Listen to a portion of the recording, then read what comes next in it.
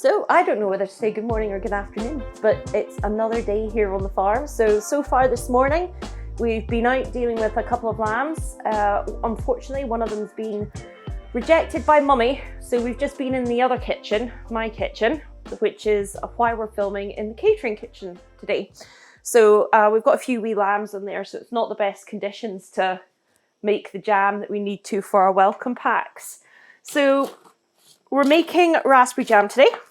So what we have in here is 3 kilograms of frozen raspberries. So as you can imagine, you know, we produce lots of fruit on the farm, and we can't either sell it all at once or use it all at once, even though we do try our best. So what we do is we vac pack it and freeze it, and that means that we can continue to use it throughout the rest of the year, and it just saves all that wastage. So we're going to make, as I said, raspberry jam. I love doing this. It's a process that we can get through, the guests love it, and it gives us like these little pots of just naughtiness that we can share with everybody. So it's a great one for me because like going through it and when I do it and everything, it actually gives you something tangible at the end of the day, which is great. We've got the raspberries just defrosting, and as they defrost, they'll produce a lot of their own juices as well. I have found throughout the time that if you use frozen raspberries, they kind of disintegrate down a lot more than when you use fresh raspberries. With fresh raspberries, you might have to get in there with a potato masher and give it a bit of a mash. But actually with these ones, you don't really need to. So just going to be a little time here to get all of those defrosted. And then down into what would effectively, I suppose, at the end of the day, be like a coulis or a raspberry sauce you could use it for. We can hear the sizzle from the fruit. Oh, so we're getting a lovely breakdown of the raspberries here.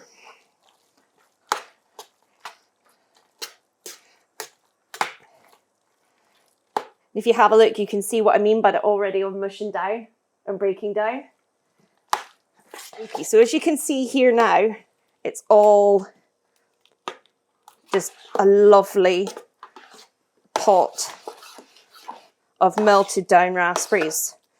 And they've all started to cook down. It's just got a lovely wee smell to it actually. So, jam sugar, brilliant. It's been really hard to get hold of actually. But we tend to use jam sugar so that you do get the right balance of pectin to fruit. So pectin is sort of a natural fruit sugar, which actually causes the jam to become jammy. So there are certain things which do actually have natural pectin in them, like apples and lemons, they have natural pectin. So this one here is great for soft fruits. So I would use it for the strawberry jam, the raspberry jam, the summer fruits jam, if I was making blueberry or rhubarb or any of those, I would use this. So my rule of thumb is that I use, for every kilo of fruit, I use a kilo of sugar. So when I've got it to this lovely consistency, where it's all just melted down, then I just tip in the sugar. This is every dentist's nightmare. So this is still over medium heat.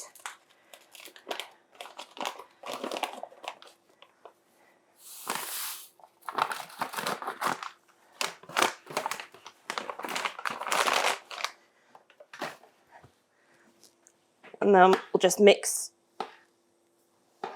that all through.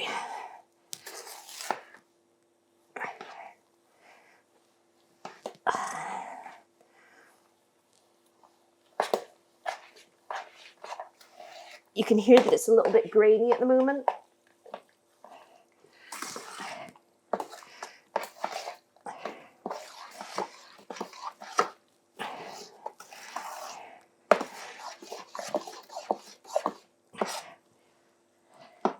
And then all we do is turn up the heat. We need to bring this up to the boil. Okay, So when we talk about a boil, we want a rumbling boil. So simmering is when you get like a few wee small thin bubbles coming up, you know, wee streams of air. And then you've got a rumbling boil, which is, it looks kind of like molten lava. And don't be afraid, but this will actually be, you know, very, very, very, very hot. So this is definitely not one of these things that you want to do with a lot of kids around, because it would just get too hot. And it can really, you know, can be really quite damaging to your skin, obviously, because you're talking about molten sugar here, and fruit. So we leave that to get up to heat. And in the meantime, we're going to clean down the surfaces.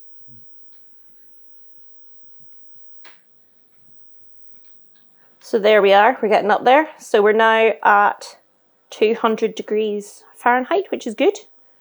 We just need to get it up to 220 for this jam, Fahrenheit that is, or 105 Celsius. So it's like literally scalding. Yeah. Scalding. That scum like this on top of your jam is absolutely normal. Don't worry about that at all. There are two ways to get rid of this.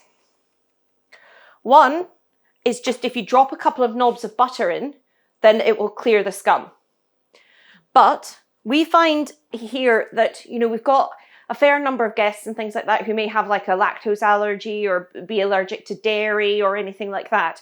So we actually just do it the old-fashioned way, which is we actually just skim it off manually to get rid of it, because really it doesn't look great, you know, in the top of your jam jar when you open it up and you've just got like this layer of scum on top.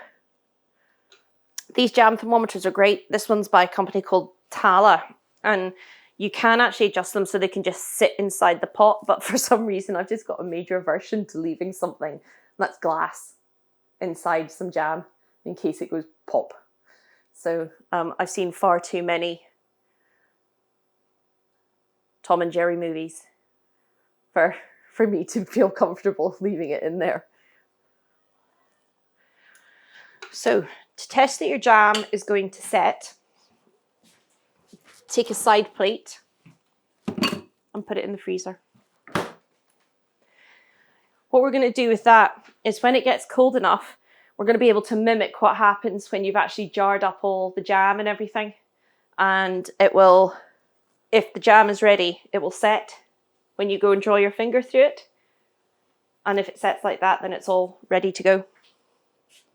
So what we have in the top oven here is we have all the jars sterilizing. So these jars have been washed in our dishwasher.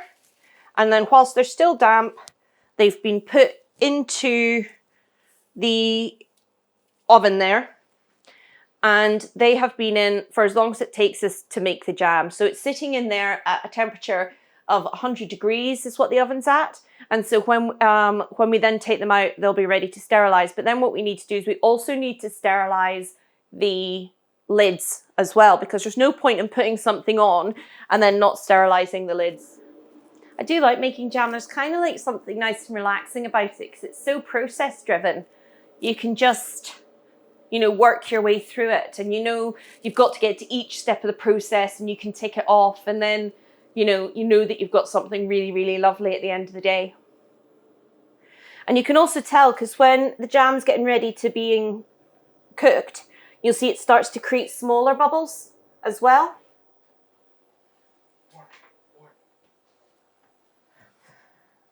Boiling hot water over the jar lids.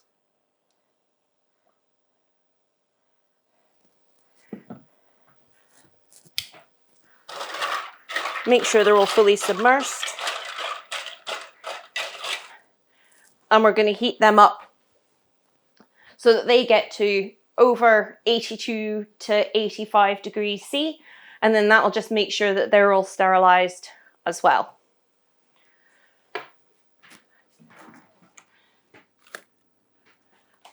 Freezing cold saucer.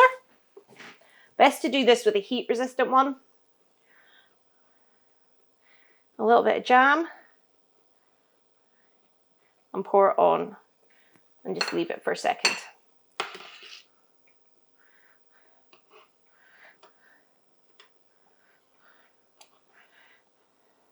So when it gets up to room temperature, what we're looking for is we're just looking to be able to pull this through and for it to create 2 separate piles. There we are. So that's it ready to set. If you don't get your jam like properly to set, then what's going to happen is that like all the seeds and all the extra chunks of fruit and everything are just going to fall to the bottom of the jar. So you want to make sure that you get it, you know, properly set. Has to be Pyrex. Be very, very careful when you start to do this. You can either, when we're just about to start potting the jam shortly, and if you don't, you've got to remember that you've got boiling hot jars, boiling hot lids, and boiling hot jam. So this is the time then you want to take care. Now you can buy like these jam funnels and things like that sort of help you to sort of get it down the sides. But to be perfectly honest, I've kind of developed a method. I can actually get it into the jars much faster and get the lids on much faster. And then that way we're not going to actually waste any of the product or risk any sort of mold beginning to form. So as I said, our jam there has set. So now we're just going to get rid of the scum. So quite literally, just while it's still on a rumbling boil, it'll push all the scum to the sides.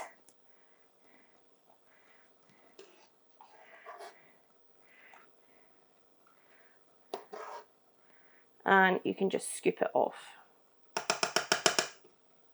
Try and leave as much of the jam in there as you can. A little will come out, but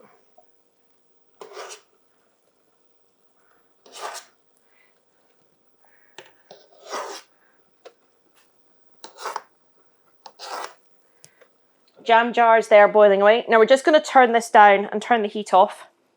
This is still super hot and very liquidy.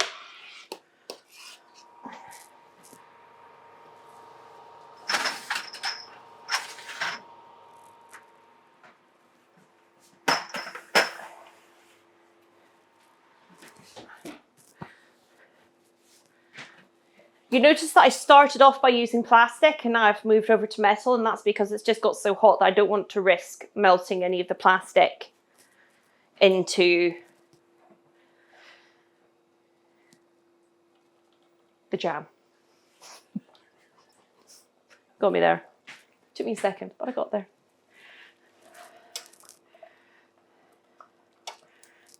So we've got a really lovely liquid jam, but if you have a, I don't know whether, I'll show you in a second, but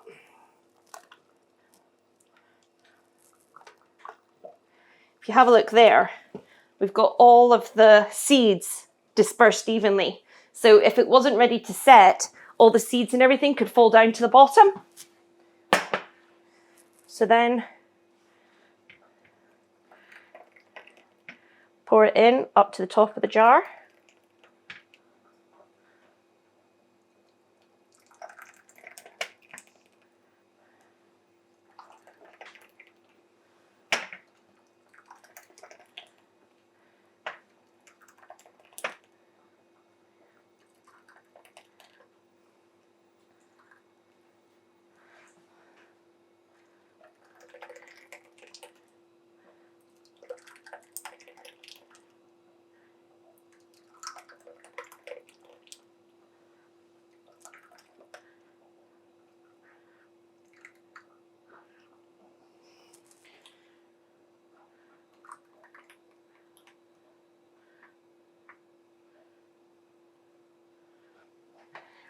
Right, so that's all our jars done. My husband James is going to be super happy because I've got enough in there just now. And then top tip, just get this in the sink with water straight away. And then what we've got is we've got the lids here that were boiling away. So these have been sterilized. Now what we're going to do, shake it off.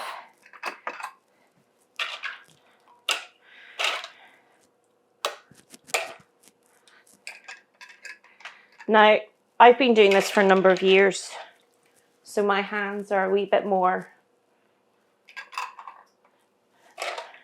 It's what my nana would call cook's hands. It's what my husband calls asbestos hands.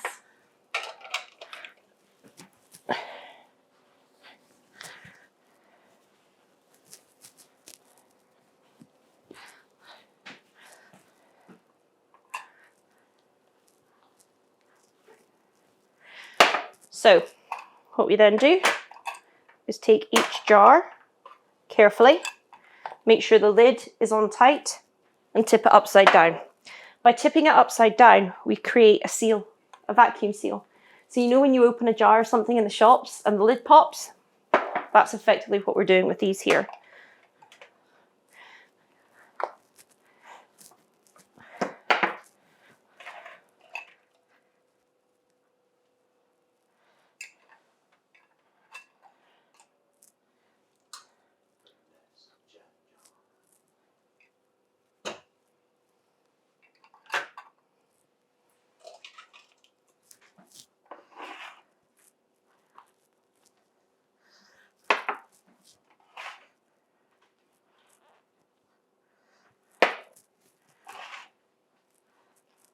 That is our jam made.